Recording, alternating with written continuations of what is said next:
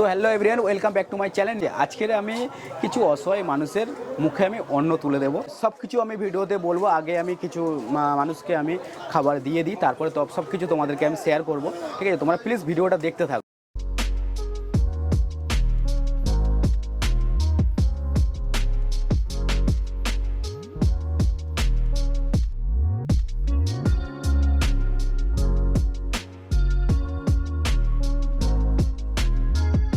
Guys, আমি এখন আমার রুমেতেই আছি আর এখন বাজে সন্ধ্যে 6টা।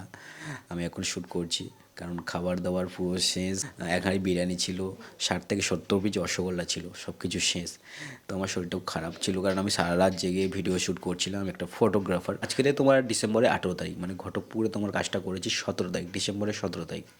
বহুবার ছিল 15 তারিখ, ডিসেম্বরের 15 তারিখে বিয়ের কাজ করেছি, তো 17 তারিখে বহুবার ছিল। ভিডিও শ্যুটের কাজ করার শেষ হওয়ার পরে আমি খাওয়া দাওয়া করলাম। খাওয়া দাওয়া করে আমি বাড়ি আসতে তো আমার তো অনেকটাই লেট হতো, কারণ আর ওখান থেকে আসতে পারতাম না গাইস, রাস্তাটা খুবই খারাপ। ভোর 3টেতে কাজটা শেষ হয়েছে। তো আমি বললাম যে এত রাত্রে ক্যামেরার ব্যাগ, ল্যাপটপের ব্যাগ, অনেক কিছু ছিল জিনিসপত্র, তো আমি বললাম এগুলো নিয়ে যাব।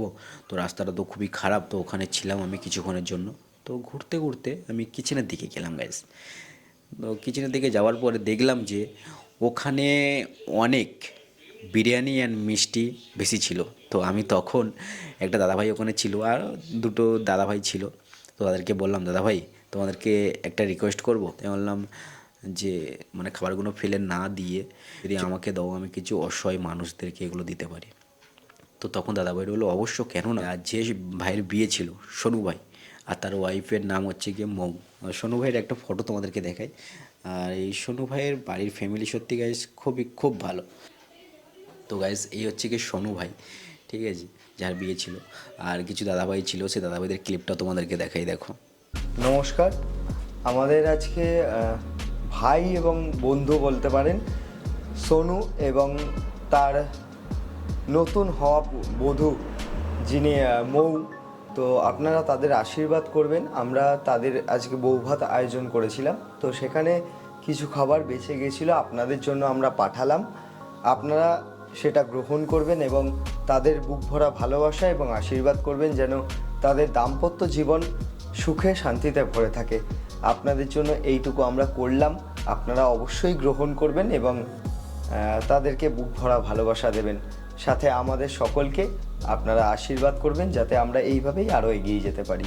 তোমরা যদি চাও তো আমি এরকমই অসহায়দের মানুষদের পাশে দাঁড়াতে পারি, কিন্তু তোমাদের ভালোবাসা সাপোর্ট না পেলে আমি এটা কখনো করতে পারবো না। এই ভিডিওটার বানানো খুবই দরকার ছিল, কারণ আমি যদি কোনো বিয়ে বাড়িতে কাজ করি তো সেখানে আমি এই ভিডিওটা দেখিয়ে বলতে পারবো যে আমি এই যে খাবার যদি কোথাও বেশি হয় তাদেরকে আমি বলতে পারবো যে এই খাবারগুলো তোমরা যদি আমাকে দাও তো আমি অসহায় মানুষদের দিতে পারি, ঠিক আছে।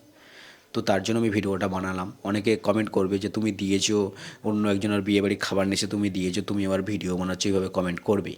আর কিছু রিকোয়েস্ট, যারা আমার ফটোগ্রাফির ভাই বোন দিদি যারা দেখছো, তাদের কাছে একটাই রিকোয়েস্ট, তোমাদের যদি টাইম থাকে, যদি কোনো ইভেন্টে যাও তো সেখানে গিয়ে দেখো যদি এরকমই খাবার দাবার বেশি আছে তো তাদেরকে জিজ্ঞাসা করো, প্লিজ যদি টাইম থাকে তো কিছু অসহায় মানুষদেরকে দাও, প্লিজ গাইস। আর যারা আছে, এখন সবারই বাড়ি অনুষ্ঠান হয়, ঠিক আছে, কম বেশি সবার বাড়ি অনুষ্ঠান হয়। তো তোমাদের বাড়ি যদি অনুষ্ঠান হয়, যদি কোনো খাবার বেশি হয় গাইস, তো তোমরা প্লিজ খাবারগুলোকে নষ্ট না করে অসহায় মানুষদেরকে দাও।